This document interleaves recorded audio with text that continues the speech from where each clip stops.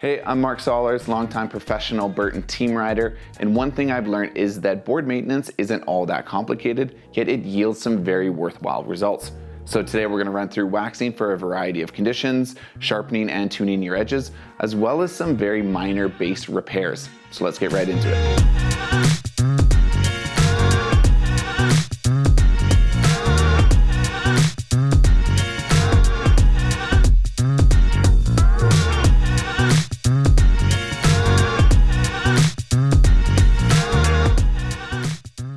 You will know when you need to get a wax, whether it's physically by noticing some whiteness along your base or maybe even some fuzziness, or physically when you go riding and your board isn't riding the way it should be. Especially in extreme conditions like very cold or very warm, your board is not going to ride the way it should.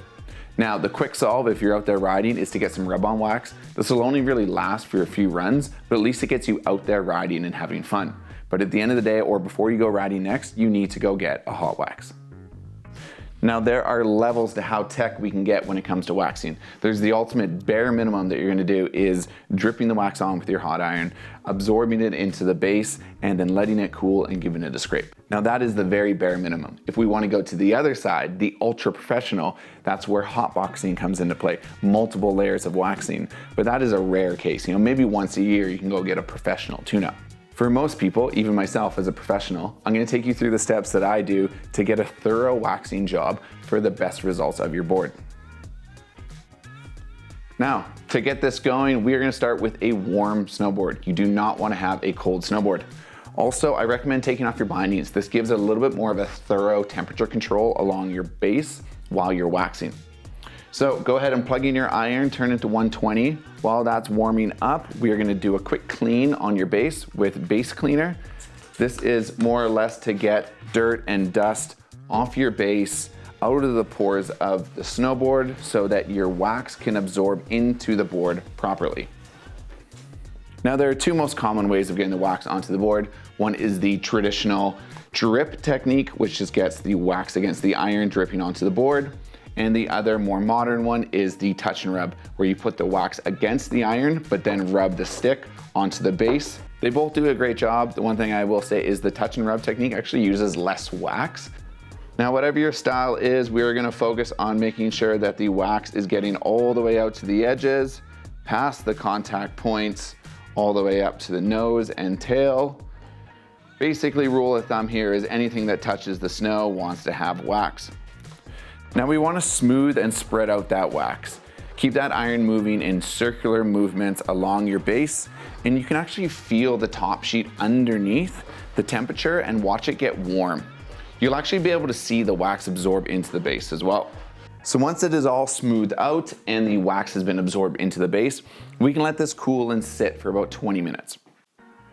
Now, when we were waxing, I said that direction doesn't really matter, you can go in circular motions. But now that we moved on to scraping, this is very important that you go tip to tip. Always move in the direction of the way you are riding. Now, even pressure and long pulls, do it fairly firm to get all of that wax peeled off. Now, once we're done scraping, we can bring out the brush, and this will help just get the last little bit of wax off, kind of clean it up, and also give it a little bit of structure because of the bristles. Again, this is very important, going tip to tip direction. Something that a lot of people don't know is that different bases require different amounts of maintenance. For example, an extruded base on boards like the Ripcord and the Stylus, it's actually a very low maintenance base. It's not very fast, but it's low maintenance. On boards like the Custom and the Hometown Here, you have sintered and sintered WFO. And this is a high performance base. It's very fast, but it's more porous and requires more waxing more often.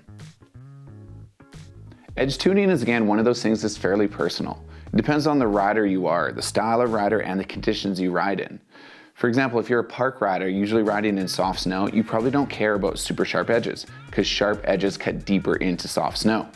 But if you're hitting hard pack groomers, pipe, icy conditions, that's where the snow is gonna be really firm, and you're gonna benefit from sharper edges and clean edges.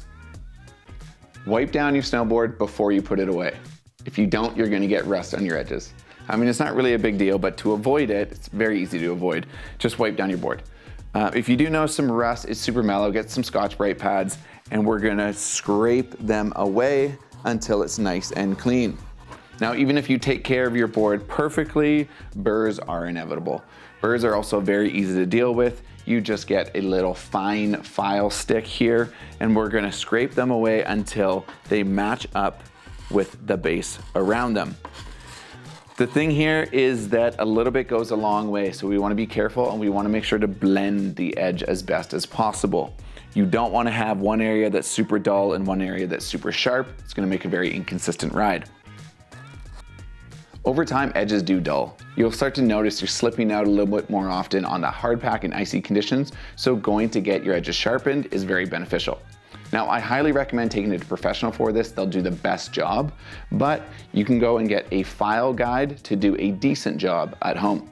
We're gonna dial in our angle with the file guide, and then remember, this goes in one specific direction. So we're gonna do it in one long pass. You might want to do this a few times, making sure to keep that guide flat on your base and also feeling the way the edge feels as it comes through. Sometimes you can hear different sounds. That means you might have to go over it again for a specific area that's in rougher shape.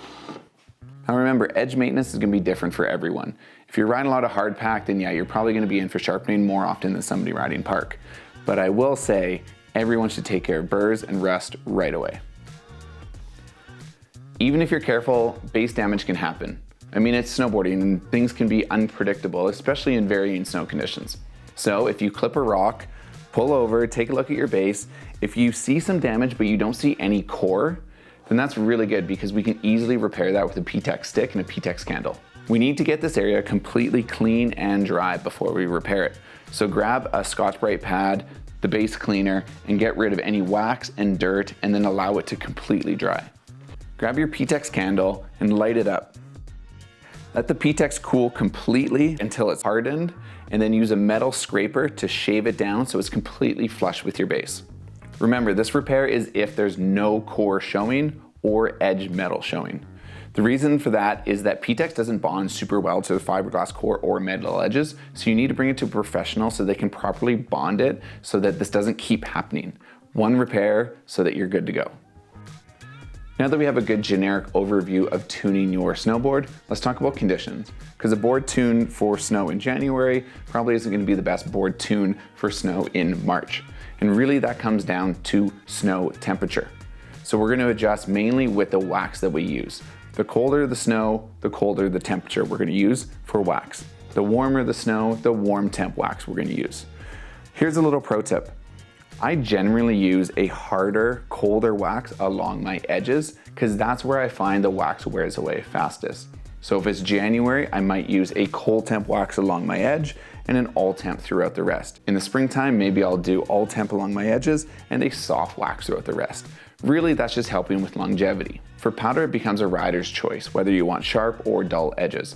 But where everyone agrees is you always match your wax with what the snow temperature is doing.